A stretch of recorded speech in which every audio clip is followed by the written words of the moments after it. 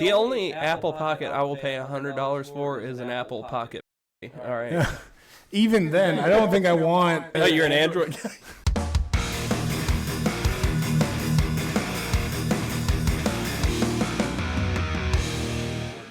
As long as you're not screaming into it, I think we're good. So, all right, dude, this is... Wow, the dad scream? Dad scream. So this is our new setup. It is. Look at us. How are you feeling about it? I feel like I work for the government. It's great. Yeah. Dude, I don't know why. I don't either. We're going to put a CIA seal behind us. We look like we're about to try and hold someone from ransom or something. And we're back to the Guadalajara days, you know? Yeah. But, like, we're the people doing it now. They love the pod. Yeah. They loved us down there in Guadalajara. But no, hey, this is the Dad Blast, okay? And as promised, you know, big improvements for season 2. The professional Dad Blast. The professional Dad Blast. We're right after this, we're going to be doing our second full-length episode. And then the exciting part is we ordered them. I was hoping we'd have them for this episode, but we don't yet. But we've got new mics coming. We were disappointed, but it is okay. It is okay. And we'll hold a memorial for the chairs and the mics. Yeah. And we'll put some Sarah McLachlan over it. Do you remember me? I hate how I can hear myself now because I'm not singing anymore. I'm done with that. No. That from my repertoire. I'm sitting here already enjoying the benefits of these, not even acknowledging that we've got cans now. Yeah, we got cans. Volume control should be a lot better. Also, when the new mics get in here, we're going to have an interface, so we'll have separate audio tracks where I can control the volume. And we're sitting more upright, so you can't see our cans. Yeah, my cans, you know. Are well, I lost all of mine because I've lost 10 pounds in 5 days, so. Yeah, well. COVID's back, baby. That's your fault for getting sick, bitch. It is. How dare my daughter go to school? That is so annoying. Dude, okay. That's going to be an episode this season. The petri dishes that are our children and how to fight the diseases they bring in. I was reading on Reddit, the dad subreddit. It was like, hey, so my daughter's in school now, and am I just going to be sick all the time? They were like, from August to May, plan on being sick. And I'm like, okay, August, but I also get sick in the summer too. From August of her first year of school till May of her senior year, you're going to be sick, dude. And it never stops. And like, so I'm hoping, like, we haven't gotten far enough into the testing phase with our children yet to see, because I'm hoping that what's happening is Oliver's getting all this crap now, and he'll build immunity so that by the time he gets to school, he won't be dragging it in as much. But Luca is our canary in the coal mine right now, and he's just bringing a new disease of the weekend every time. And he coughs like he works in a coal mine, too. He does, dude. He sounds like, I know I have this weird smoker laugh for some reason, but he coughs like he's been smoking the same amount as I have. Yeah. Every day with me. So, you know. It's through your sperm. It does, the crackly lungs. All the cigarettes I smoked when I did smoke just went right through into that one. Dude, you know that's what happened when the doctors in the 50s were like, what? You're pregnant? Smoke a cigarette. You have a little bit more energy. You're feeling low. And now we have boomers. You're feeling low. Have a drag of a nice Marlboro Red. Nice cigarette. You licked a little bit of lead paint lately? I heard it gives them a little testosterone boost. Oh, Jesus Christ. No. Have you heard that theory, though, that boomers possibly are more aggressive because they had lead in the fuel back then? That makes sense. And now they don't. It does make sense. And they stopped putting lead in the fuel, I think, in like the 90s or early 2000s in the Middle East. And I think statistically violence is dropping out there too. Because, you know, their air is nothing but the remnants of fuel refining and stuff. I mean, the theory's sound. It makes sense. Yeah. Especially because, like, boomers are still just lunatics. Like, they're absolutely insane. I know first off, shout out to us on the last Dad Blast. We popped the fuck off. Yeah. It was a fun one, and we were... anybody who found the show from those episodes probably didn't follow us, but if you did, just understand we're not normally that aggressive in every demographic that we speak on. There might be lead paint in the street. There might be lead the guy who built it is like 80 years point. old, so... He's like, I got a guy. The guy is the old paint he's got in his garage. I got a guy. He just wrote a sign that says guy on his little paint stash. I think it's like, obviously our generation's crazy too, but I think the microplastics make us less aggressive crazy, because like when I see a Starbucks barista, I'm not like target lock. I'm just You actually sympathize. the target is locked on myself. Right. It's Yeah. The microplastics make us more internalized with our aggression. The boomers are just lunatics. And it's funny because, like, at first I could not get, like, might as well open up to Trump because we're going to talk about it today on the Dad Blast. But, boomers, I was like, all those sweet grandparents, why are they voting for this the biggest bastard the world's ever seen? Everyone with a brain is like, he's evil. And then the boomers are like, he's my favorite. And it makes sense now. that's my cuddly lead boy. Speaking of cuddly lead boy, Trump, boomers. The jokes are too easy, man. Dude. I tried to think of an original By the way, one. I'm going to go ahead and we got to start strong with this one because people said, like, their defense to the fact that they didn't think Donald Trump blew Bill Clinton was that Ghislaine Maxwell's horse was also named Bubba. So he may not have blown Bill Clinton, but he blew a fucking horse. He's like, have you ever tried to suck a fire hose? I mean, one of the professional ones from like the 1950s. One of the good. That's a clip. That is a fucking clip right there. When Trump said, "I got hose," Yeah, that's actually what he meant. That's what he meant. He's like, "Oh no, HOSE." From Bubba.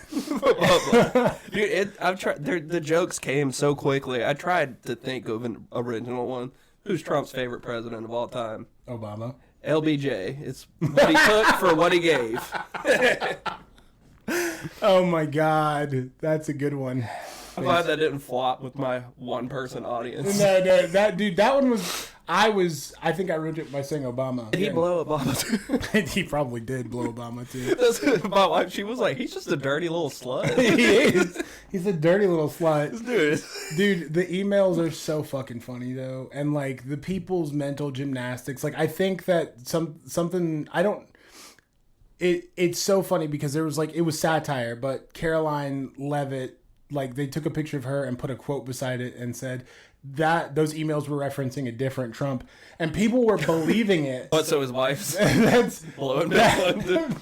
I mean, that'd be why he's mad at him too. That's true. A lot of people speculated that the girlfriend that Epstein gave him, because women are gifts apparently, was Melania. Yeah, but it wasn't. Apparently, it was like some Dutch. Not Putin gave her. Yeah, dude. What if Melania is actually his deep state handler?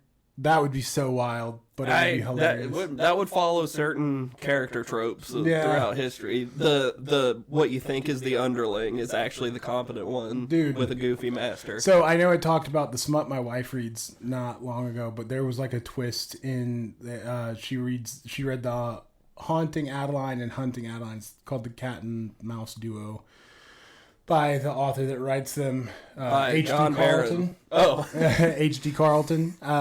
But in those books, like, there's a whole underlying plot. Like, there is the smut, but there's also a decent underlying plot, and it turns out that, like, the docile, quiet woman in a relationship turns out to be like the big bad guy. She's the hunter. Sorry, I'm so sorry. I'll put a spoiler alert before this if anybody that's watching this reads those. I was just halfway through reading that this morning. Yeah, jacking sorry. My shit. Sorry.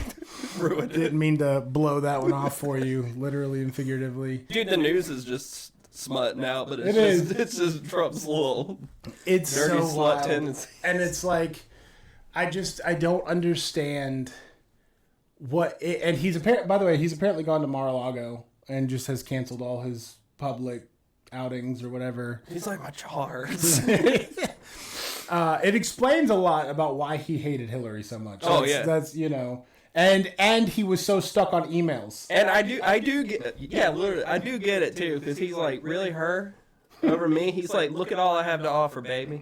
He's like, I could give you everything. He's like, I'm fun. His hair just flips around. His wispy cotton candy hair. Which, by the way, I'm sorry I can't be her. The only thing that I will tell you is that is a credit to Donald Trump, and this is probably the only credit I'll ever give him, is he told people day in and day out for years that his hair was real. And now it's actually turning white. And we find out it is real. Yeah. The comb over is crazy, and it's obvious that he's losing most of it, but like he held on to it and he made it work. Yeah. I still don't understand any of these fucking crazy MAGA women that are like, Trump is so hot. Like, no, he's not, ma'am. He's not. Doesn't he look like the queen of somewhere or something? I remember someone photoshopped him. It was like, Probably. this man looks regal. Regal. In a matriarchal kind of way. Oh, Just want to rest my head in his bosom. I don't want to rag on his... blows me. I don't want to rag on his mom anymore, but his mom looks like him in a wig. Yeah. So that might be the picture. Dude, every picture of his mom, she looks pissed off, too. I love it. She looks like a fucking witch. Like I said, I think I said this in a couple episodes back, but like every time I look at her, I just think of the witch that tricked Hansel and Gretel. Like that's what I see. Okay, so here, let's, you want to do the keyword search again? That can I take a cough break? Yeah, take a cough break. Jesus Christ. You know what? I might leave that in. That's wild. Dude, I hate those coughs where you're also nauseous and it does that weird thing where it like connects to your sternum and you feel like you're going to throw up, but you got to cough. I know exactly. What a fun dad blast. Wow. This is awesome. I did have something I wanted to talk about. Okay. That's definitely trendy. Sure. Kanye. Oh, God. Look, is he back on his meds? See, that's what I'm wondering. He's either back on his meds or he needs money, but I was thinking about... So, he's apologizing to all these Jewish folks. Jewish folks. Jewish. All right, that was a really bad Freudian slip. So, he was apologizing to all these Jewish folks. Obviously, he has an album coming out. But when you look at someone trying to right wrongs... Does it matter if righting that wrong is only for money, if it still does society good anyways? So that's... I was thinking about that. Like, I was like, he obviously is doing this because he wants to make good music again. So I'm very much like I believe wholeheartedly in utilitarianism, right? So for anybody who doesn't know, the concept of utilitarianism is the idea that what benefits the greatest amount of people is the morally good thing to do. Yeah, the trolley problem. Right, the trolley problem. Exactly. Which is what Bill Clinton needs to consider too. Right. He's got himself on one track. He's got everybody else on the other. He can end this. Right also, by the way, I don't think Bill is really too worried about this because he seems like the kind of dude that he's already ain't nothing gay about getting your dick sucked. Yeah, power thing. You see how he puckers? Yeah. Imagine how that feels. But I thought about this is all right. This might be too crude to go in here, but I did think about that. I was like, he does have a very nicely tight circle. Dude's got the mouth like a sucker fish. Yeah, dude. Like, he's fucking. You know he's got that mouth where it's like. Oh, yeah, exactly. I like how after 1 week, we're all just sexualizing this, like, 80-year-old man. Which, I mean, his lips. Hey, in everyone's defense, it's better than sexualizing children, which he did. Everybody else sexualized Bill Clinton. I wouldn't even get mad at Trump about that. Dude, he got impeached because people sexualized him. Like, I'm sorry. I don't agree with the fact that... You know, he committed infidelity and he got a blowjob in the office by one of his staffers. However, dude, that's not a reason to impeach a president. He did nothing wrong. Yeah. Okay, like technically by his job as president. You can't do it at work. Yeah. That's it. But honestly, like, and when you hold that office, I feel like that's more of an HR situation, not you know. Dude, does the White House have HR? Not anymore. Not anymore. Yeah, no, that's DEI, bro.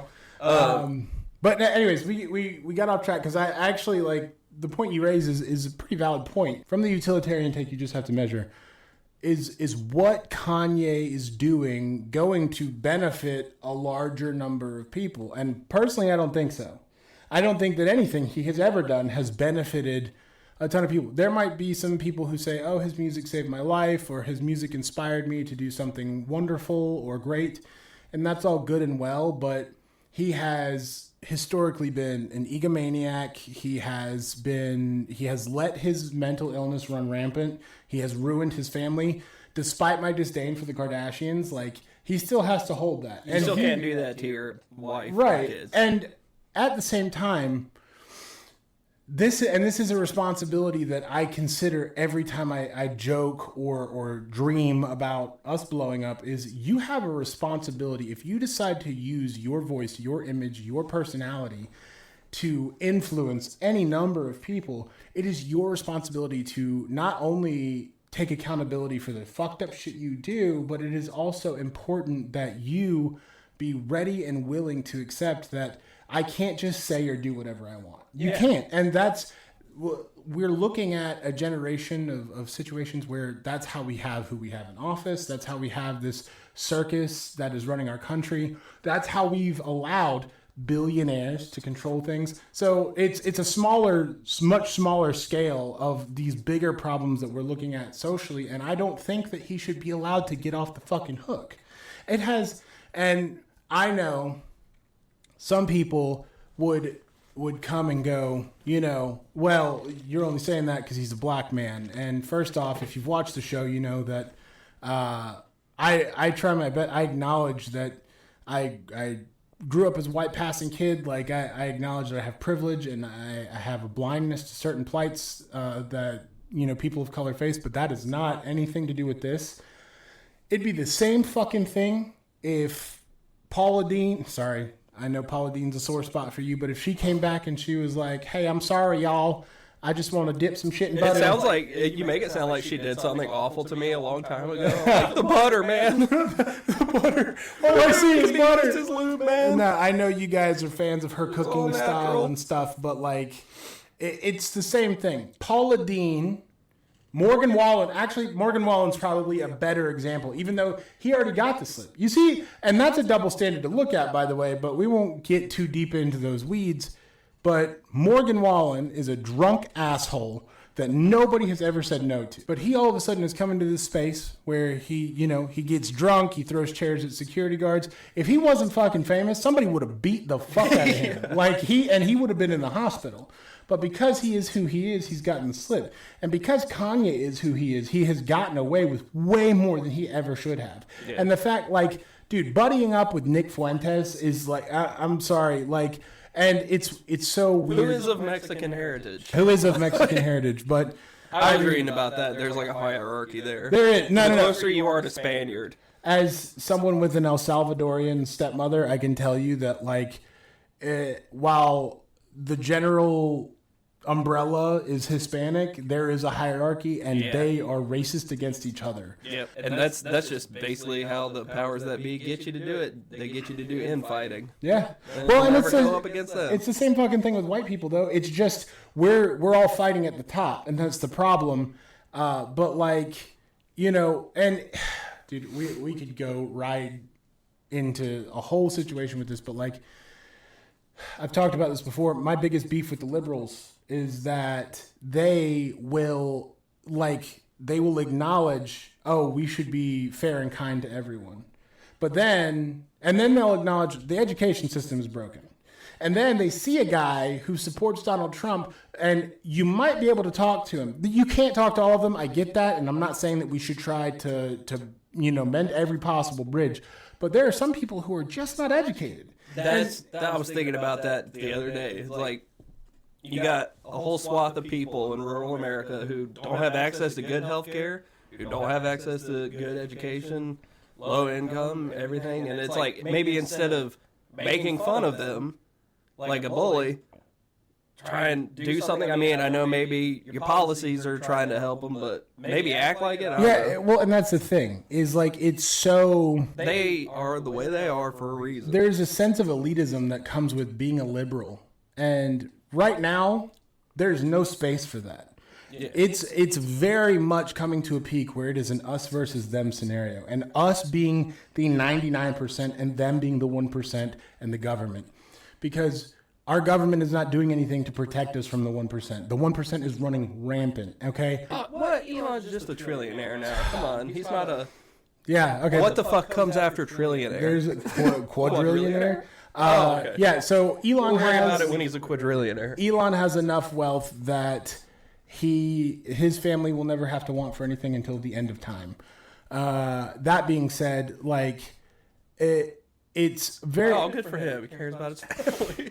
I didn't say he was going to give it to Family him. man. He'll probably put it all in a fucking space coffin with him. He is going to clone himself. I actually believe that Neuralink is exactly for that purpose for him, to clone his consciousness and put it in a new body. We went over that theory that ICE is kidnapping people and disappearing them so that they can test Neuralink on them. I'm very much concerned that that's like what shit like Alligator Alcatraz is. And the thing, I know I got to get back to the point I was making because it is important and I want to get it out because I've been wanting to talk about this. But I have a feeling, a deep, dark feeling, that because Germans didn't know what all was happening in the concentration camps until much later on. Yeah, why would you let them know? You got to ease them into it. And then you find out, I have a feeling that's what's going to happen in America, is that all these immigrants that are just disappearing, over 1,000 people disappearing from Alligator Alcatraz, and then you have the people that are calling the shots like Peter Thiel and Elon Musk pushing biometric reading devices and health devices like Whoops and Apple Watches and everything, and they want your health data. And I think it's all part of a bigger plot here. And I hate to make it sound like a conspiracy, but it really does sound like that. But anyways, it's still connected to that thought. I have sat down. We'll let YouTube's terms and conditions decide if we're being conspiratorial. It's true. Who are owned by the 1%. Yeah, who are definitely going to be like, oh, God. They're definitely conspiracy theorists, don't believe a fucking thing. No. But to go back to the point I was making, like conservatives, I have had good conversations with conservatives who are arriving at the same point, right? That the 1% is the problem. The difference is they don't know, they have a different face for the 1% than we do. Because you think it could be you one day. Right. And that's the thing, is some of us, especially the further left you go, the more you realize that the American dream has been robbed from us. Like it will never be a reality for most people. And the people that you see online that are flexing and renting Lamborghinis and pretending like it's their money and all that stuff, like those people are shills, and they get paid out by the 1% to make it look like the dream is still achievable. But for a conservative, if you think about rural North Carolinians, because we live in North Carolina, there are so many people that we went to school with, that their ideal American dream is to inherit the farmland that their parents had or their grandparents had and live off of their farm and just be able to have success. Yeah, they be able to kind of have a somewhat free lifestyle. Yeah. I mean, not free because it's very hard work, but it is. You're not answering to old Chad, who's the director of sales or whatever. That's why we're doing this. Like, we want freedom, and we want to make this work because we're both entertainers, and this is our concept of freedom. Yeah. But everybody wants that. But it is being taken from you, and it's such an important thing to acknowledge that both sides see it. The problem is liberals tend to look down on undereducated rural Americans that tend to be conservative. And that's by design. You notice there is one side of American politics that is consistently trying to cut education. Conservatives. Democrats will stand up and say, hey, don't do that, but they let them do it. And the reason is because they are offense and defense of the same fucking team. Yeah. And they are only playing for their donors. That's why money has to leave politics. That's why we have to stop letting establishment Democrats win, because the other part of this is, like, American politics is so skewed now. Like, there needs to be a new party shift. Like, MAGA? Something. I mean, MAGA is far right now, right? Conservatives are like more like conservatives should be their own thing, and they are further right than Republicans, which are what establishment Democrats are now. Progressives are the new Democrats, and then you have the left, which is like the leftist ideology, socialist, democratic socialists. I think democratic socialists exist about the furthest left that we get. Because, I mean, progressives aren't even really saying anything groundbreaking, right? They're just saying, hey, it's the same stuff. Don't blow up the planet. It's the same stuff FDR was saying in like the 1940s. Yeah, exactly. And so we need a political shift, but the liberal idea that, everybody who votes right is stupid. Yes, they are, but it's by design, and it's not their fault. I could be one of them, okay?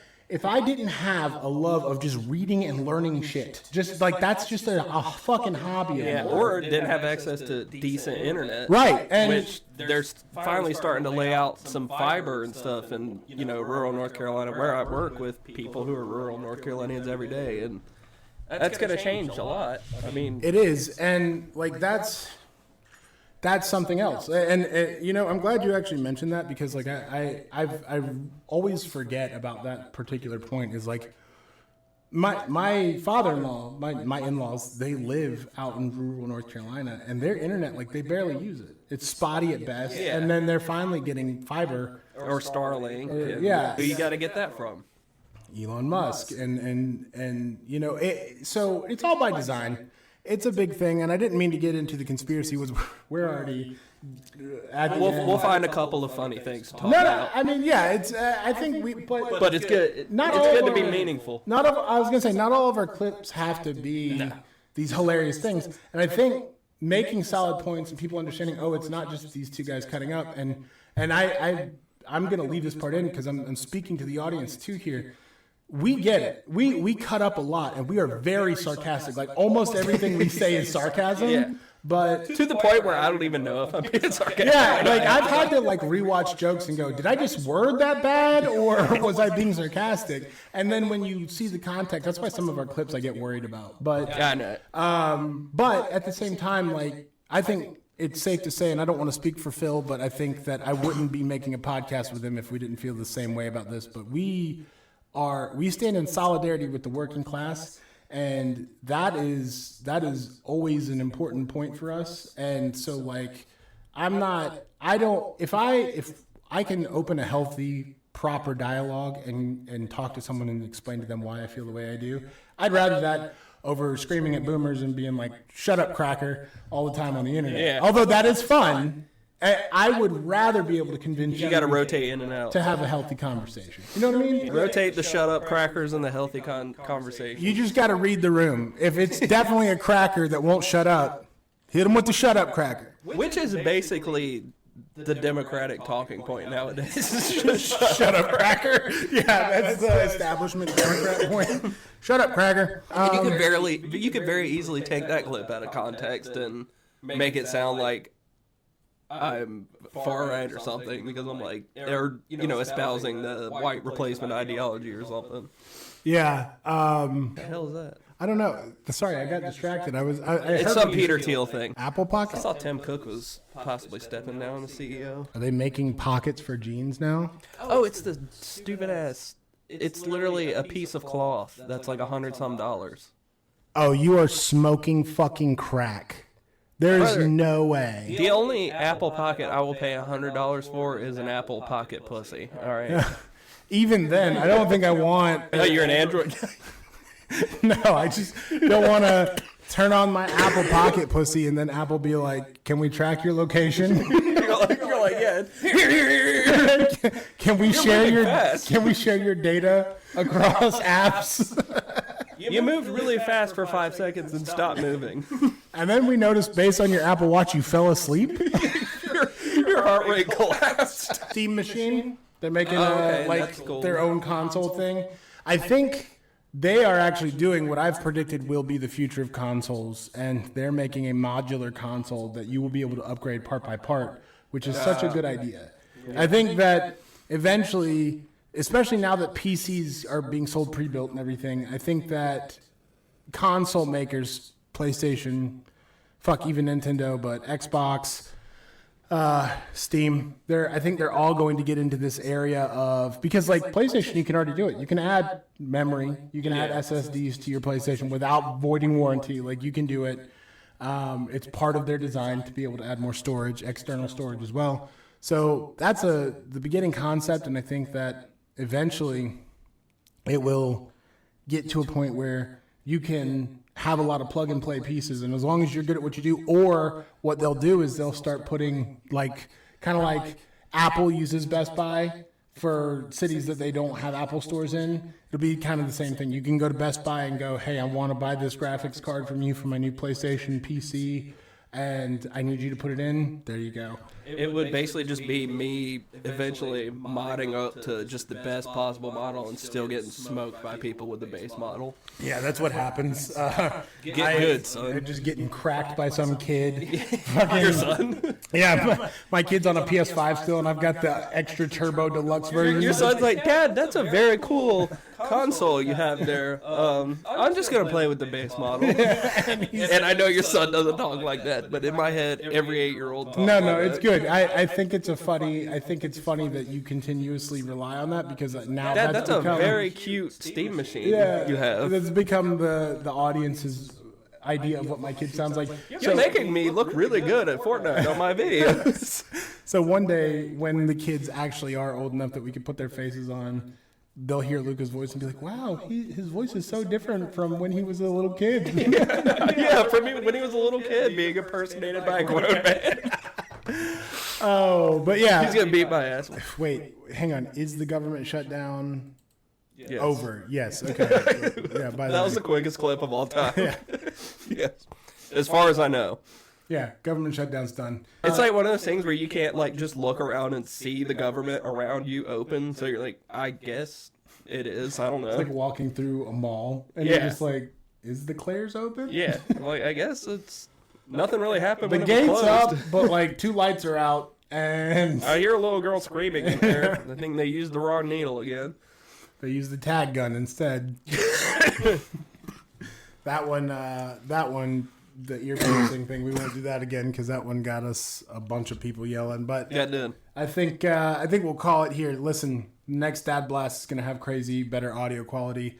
If you're seeing this, you're still seeing this on Wednesday, but we are making a scheduling change. I'm going to be posting it on all the socials today, the day we're recording. But from now on, the Dad Voice will be coming out. We're going to break it up. We're going to do audio at 6 a.m. in the morning every Tuesday. Whoa, you got this. Nice. Yeah, I looked at our analytics on all of our sites, and I dialed in because I want more people to be able to enjoy it. And I feel like it's easy to throw it out on a Sunday night, every platform, but then some people will forget. And I like when I'm up in the morning and I don't want to turn on the TV, I get a notification, oh, one of my podcasts has come out with an episode. I immediately throw it on. And so that's what I want to do for our audiences. So every Tuesday morning at 6 a.m., the audio version will be coming out. Every Tuesday evening at 5 p.m., the video version will be coming out. So you guys can watch there. Remember to like, subscribe. If you're... Clicky the buttons. If you're already in here, you know. We are still playing with the idea of making this a separate podcast, but I want more input from the audience. So if you guys have never commented, whatever, get on our socials, send us a message privately, comment on our Facebook post, comment on our YouTube videos. Let us know if you think we should turn the Dad Blast into its own separate thing. We'll still be doing the Dad Voice. We'll still be doing parenting content. The Dad Blast has become less about parenting stuff, more about current events and more about us yucking it up. And we're having fun doing it, so we don't want to stop.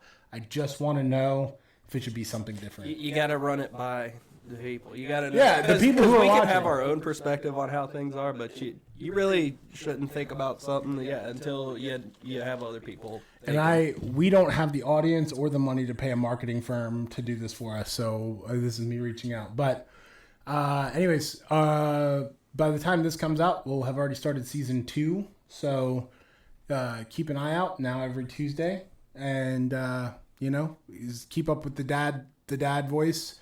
This is the Dad Blast. Let us know how you think about this stuff. Make sure to tell your friends, share our stuff. All that stuff helps us in the long term, so we really appreciate it. All of our socials and our good stuff will be at the end screen here, so we appreciate you guys watching. The screen just covers the whole thing now. But yeah, we'll catch you next week. Goodbye.